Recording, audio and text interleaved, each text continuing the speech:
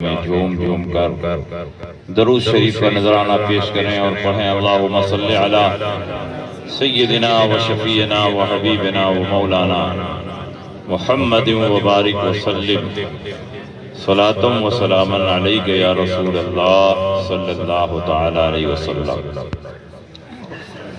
حضرات، آج کا یہ عظیم الشان اجلاس جو مدرسہ صدر العلوم کے گراؤنڈ میں منعقد ہو رہا ہے، پوری کامیابی کے ساتھ اپنی منزل کی طرف رواں ہے۔ بڑی اچھی تقریریں آپ نے سماعت کر لی، بہت اچھی نعتیں بھی سن لی۔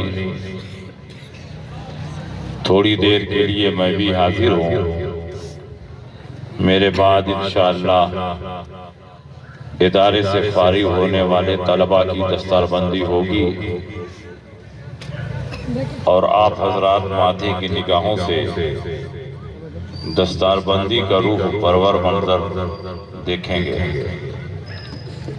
یہ ادارہ بہت قدیم ادارہ ہے، بہت دنوں سے دین و سنیت اور مذہب و مسلک کی خدمات انجام دے رہا ہے۔ ادارے نے زمین بھی خریدی ہے اور اس کے گوناگون اخراجات بھی بڑھ گئے ہیں۔ دن بدن یہ ادارہ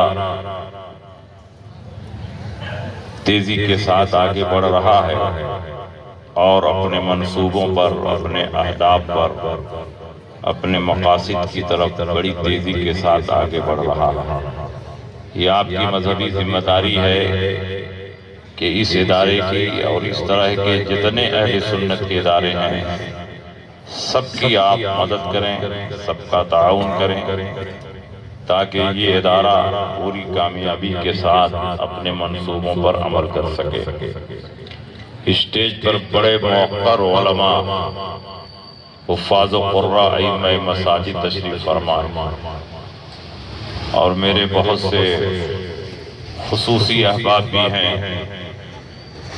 خطیب اہل سنت حضرت مولانا مذکر صاحب کی معرکۃ الآراء تقریر آپ نے سماعت کی۔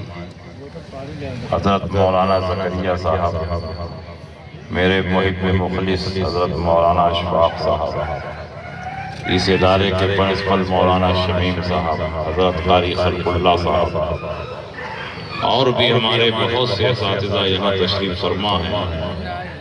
فردن ہر ایک کا نام لوں اس میں وقت لگے گا اور وقت کی بڑی قلت، جو ذرہ جہاں ہے وہی آفتاب۔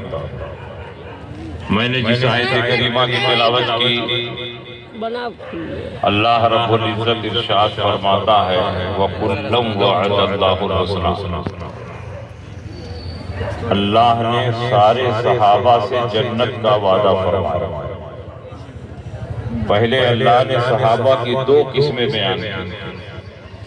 فتح مکہ سے پہلے جنہوں نے جان و مال کی قربانی پیش کی، اور فتح مکہ کے بعد جنہوں نے جان و مال کی قربانی پیش کی، یہ دونوں برابر نہیں ہیں، کیونکہ فتح مکہ سے پہلے جنہوں نے جان و مال کی قربانی پیش کی اللہ نے ان کو درجوں بلند فرمایا، کیونکہ ان کی قربانیاں بہت ہیں۔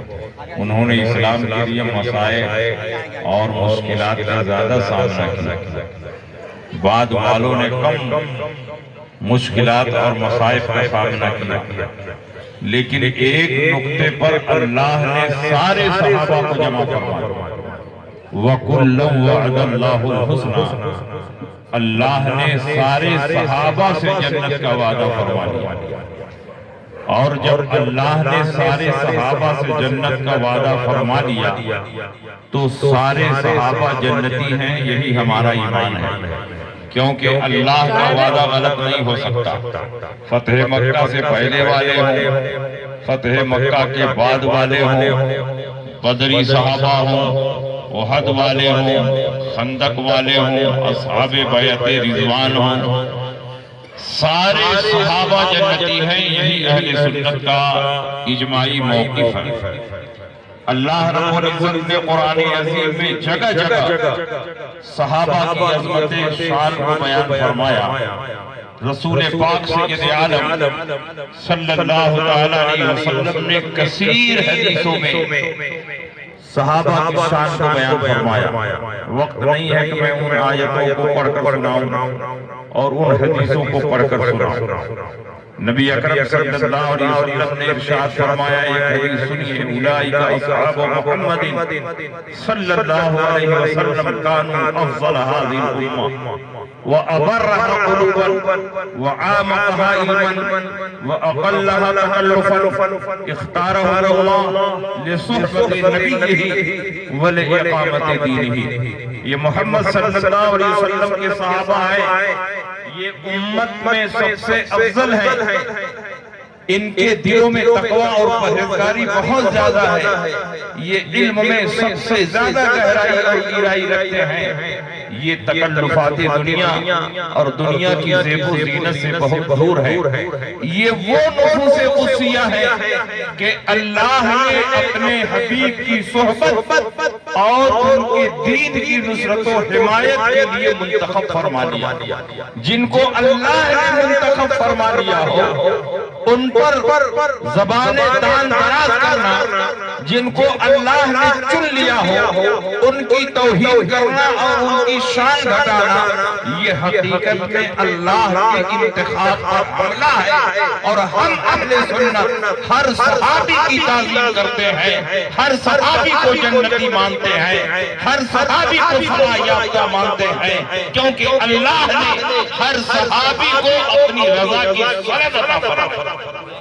اور ان سارے صحابہ میں سب سے افضل حضرت ابو بکر صدیق ہے۔